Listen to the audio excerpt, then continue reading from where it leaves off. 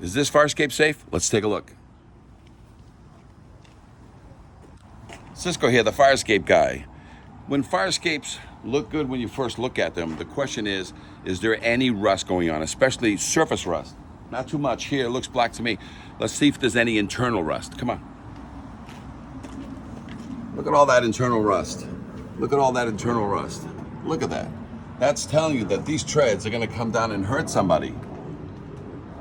So if you have a fire escape that looks like this, what do? Well, the first thing you do is you take a picture of it and you send it to the landlord or you send it to the management company. Say, hey, I don't think this fire escape is safe. They're supposed to be certified and inspected every 5 years. And that's a rule around the nation. This thing right now has been longer than 5 years rusting. So if they don't want to listen to you, then you call the fire prevention or you call the building department, send them the same picture and say, we have a problem here. Can you please come and look? Otherwise, give us a picture, give us an address. We'll help you with getting it to the right authority. Cisco, the fire escape guy.